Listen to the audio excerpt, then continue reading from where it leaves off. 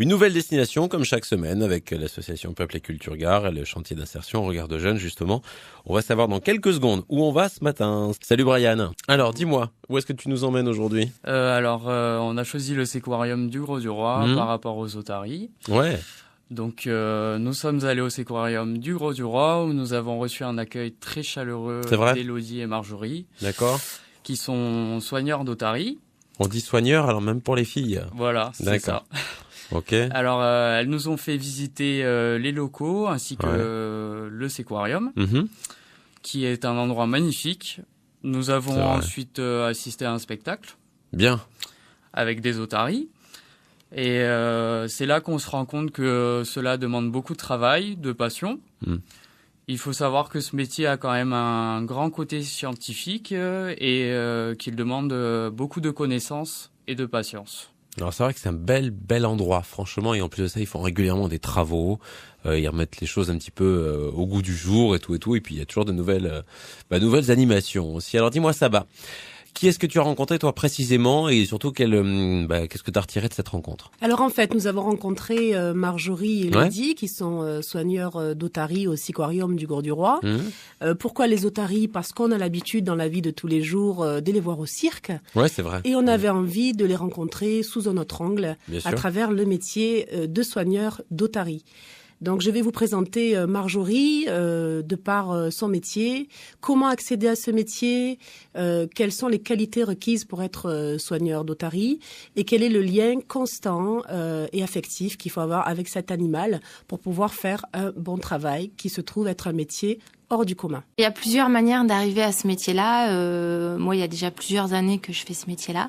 Et à l'époque, j'avais une licence en biologie et j'ai été embauchée surtout parce que j'étais plongeur.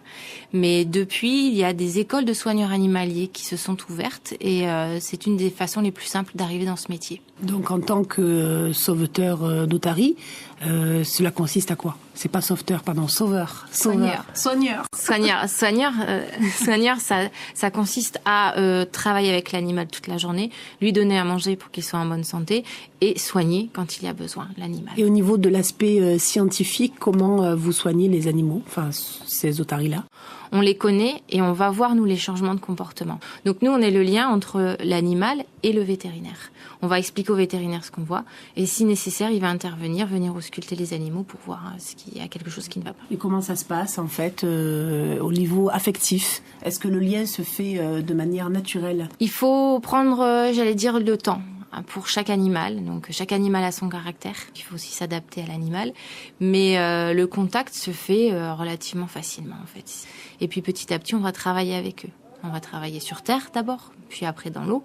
Et puis après, on arrive à faire des choses formidables avec eux. Il faut réussir à communiquer avec ces animaux-là.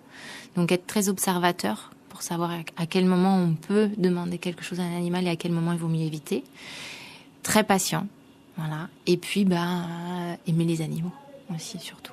Est-ce que ce contact se fait sur terre ou dans l'eau ? Il y a les deux. Il y a déjà beaucoup d'observations de la part du soigneur pour voir un petit peu le comportement de l'animal, son comportement quand il est seul et son comportement quand il est dans le groupe. Au départ, on fait que donner à manger. On est le lien, nous, avec la nourriture et c'est comme ça qu'ils vont commencer à nous accepter. Et puis petit à petit, on va travailler avec eux. On va travailler sur terre d'abord, puis après dans l'eau. Mais le lien, il est vraiment constant, en fait. À travailler tous les jours avec eux, tous les jours, on garde le lien qu'on a créé. Dis-moi alors, quelle impression tu as eu de ces deux filles ? Marjorie nous a accueillis vraiment de manière très chaleureuse. Ouais. Ce qui nous a agréablement surpris avec Brian, c'est sa sociabilité. Elle a pris vraiment le temps de nous faire découvrir la totalité du Séquarium et notamment de nous mettre en contact avec les otaries, qui sont vraiment des pinnipèdes exceptionnels. Écoute, merci en tout cas pour cette première balade. On va y retourner demain, même heure, même endroit, toujours sur France Bleu Gare-Lozère. On retournera au Grau-du-Roi donc et au Séquarium en particulier.